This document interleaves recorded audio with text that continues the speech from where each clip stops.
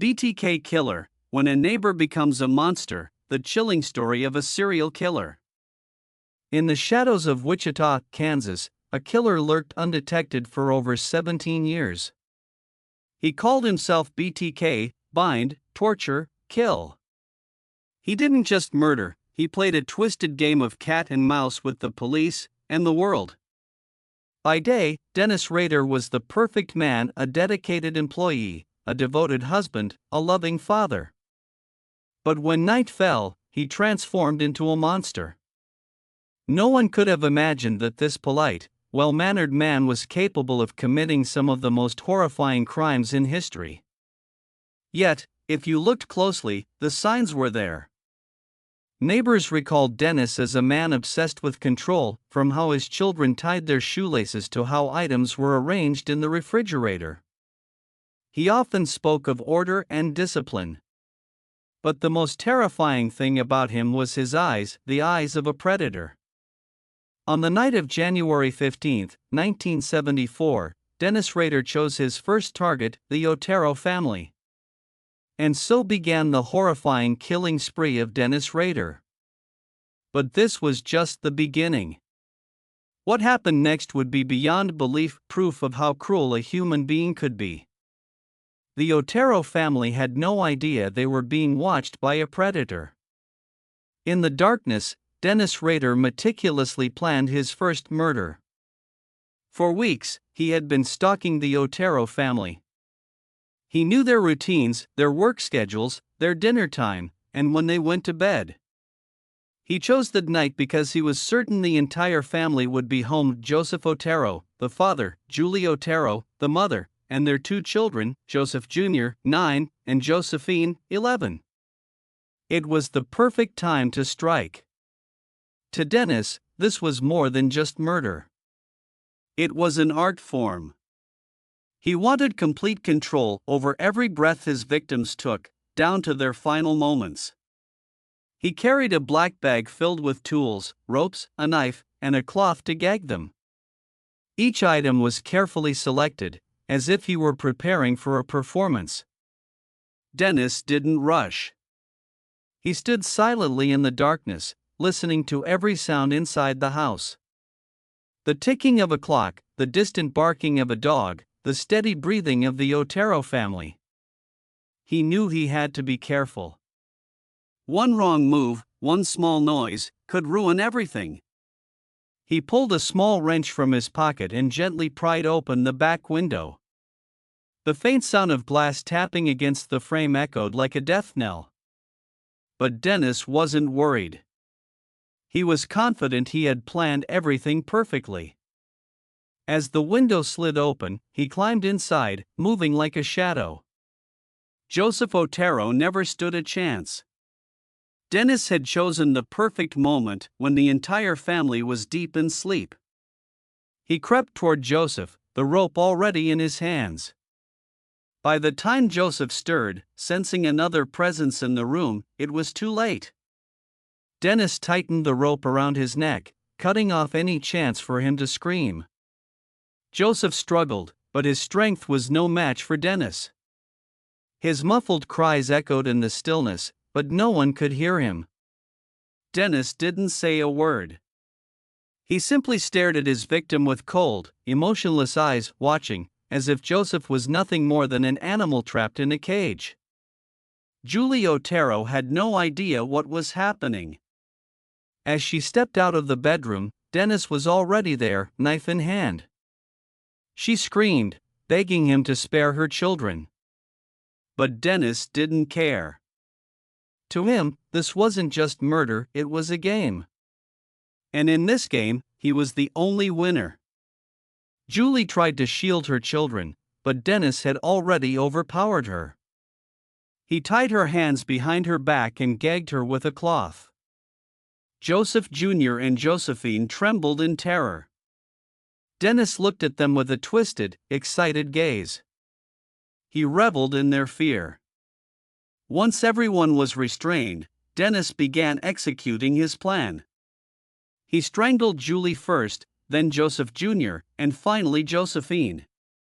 The children's terrified screams echoed through the house, but no one was there to hear them. Dennis didn't rush. He wanted to savor every second of his control.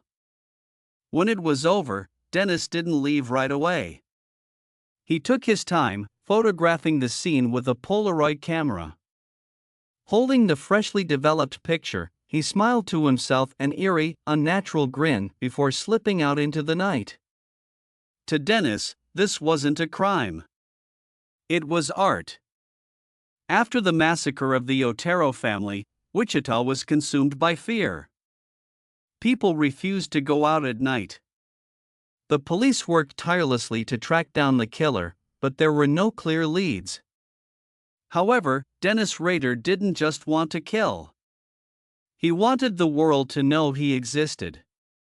Months after the murders, a strange letter was sent to a local TV station in Wichita.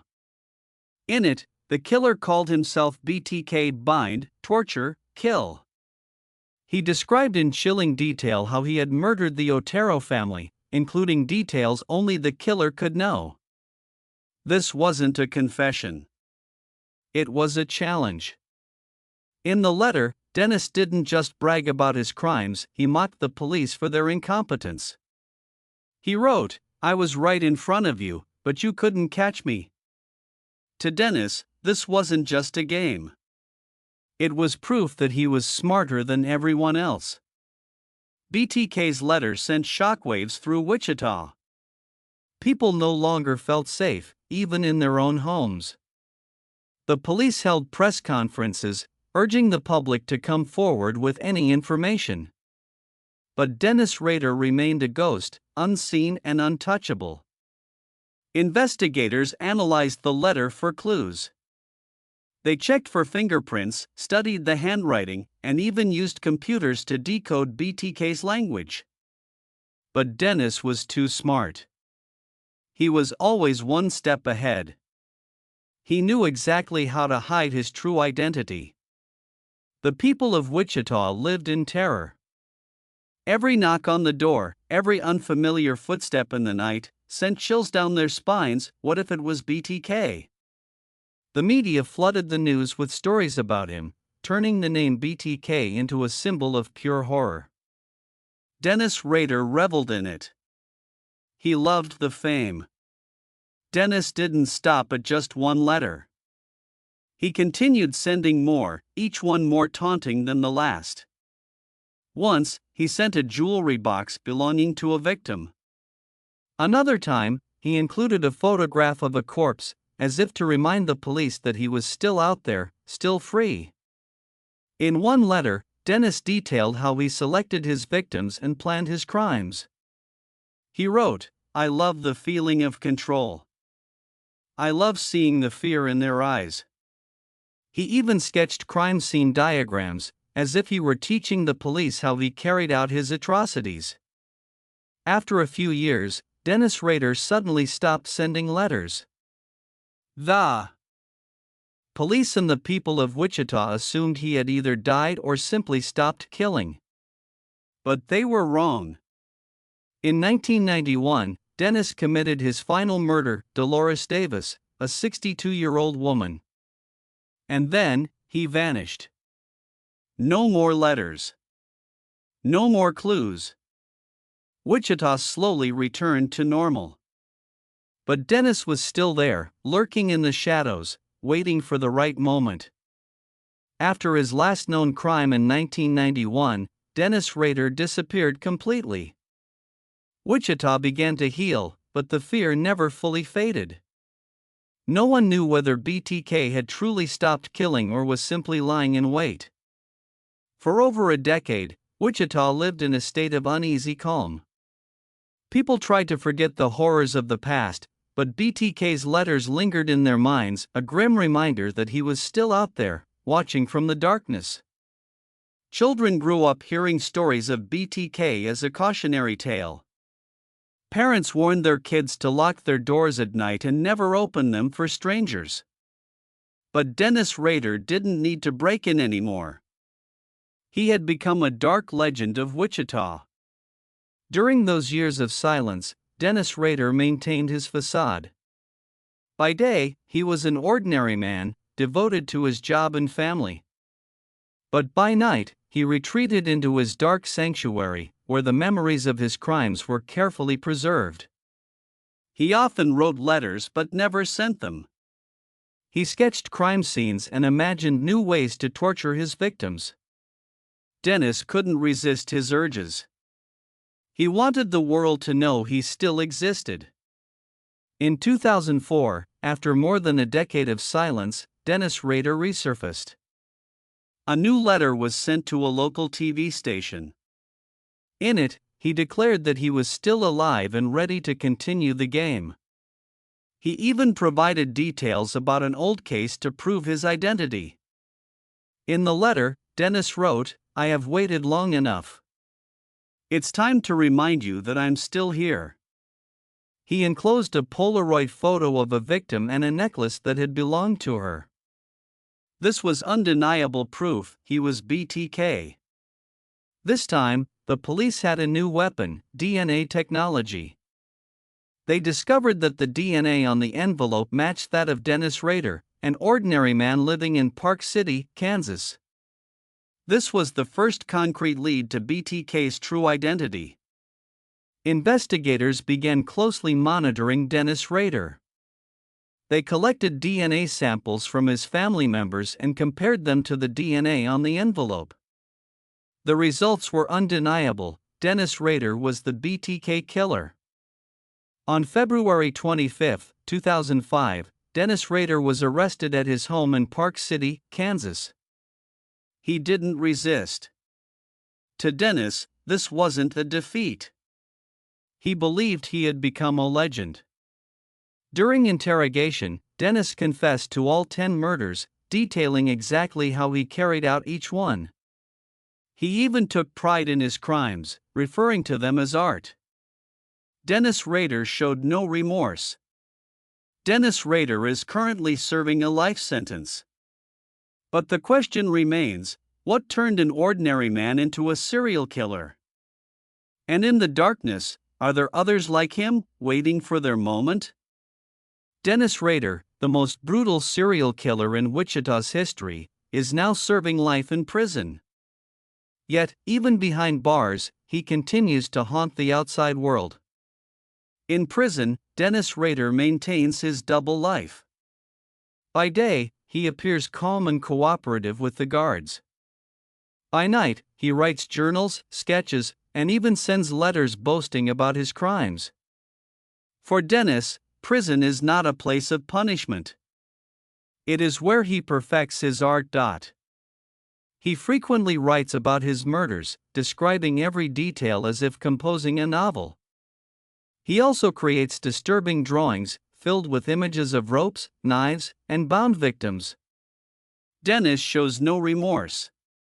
He sees himself as an artist, and his crimes as his masterpiece. The trial of Dennis Rader became a national spectacle. Hundreds of Wichita residents attended, hoping to see the man who had terrorized their city for over 3 decades. Dennis showed no fear.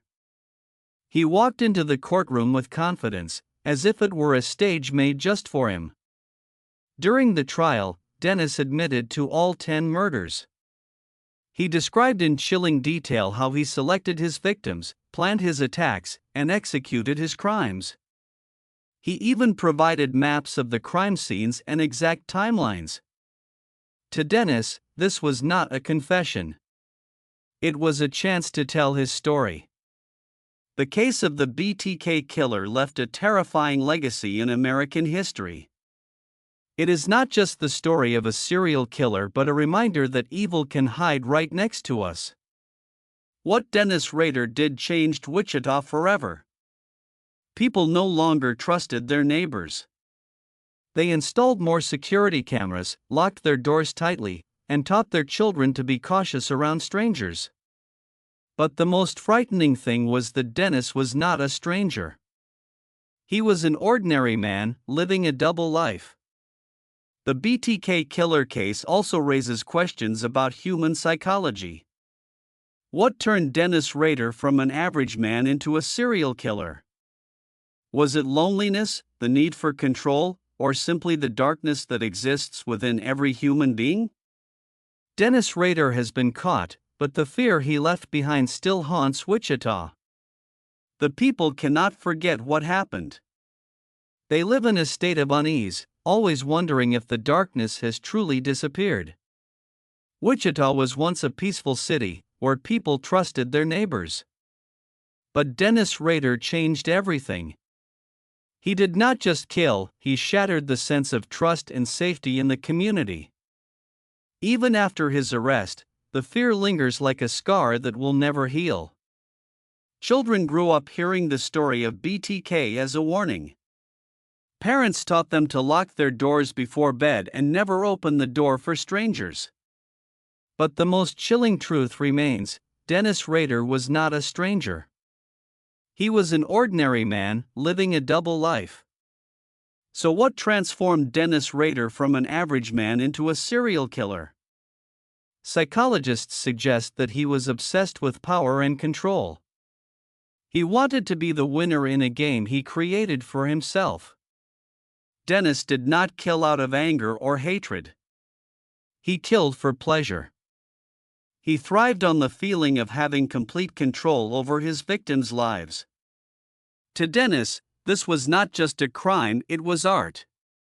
Would you recognize a killer if he stood right in front of you? Dennis Rader taught us that evil does not always wear a mask. Sometimes, it wears the face of an ordinary man. We want to hear your thoughts. How do you think we can protect ourselves from people like Dennis Rader? Share your opinions in the comments below. And don't forget to subscribe to our channel for more chilling stories about crime and unsolved mysteries.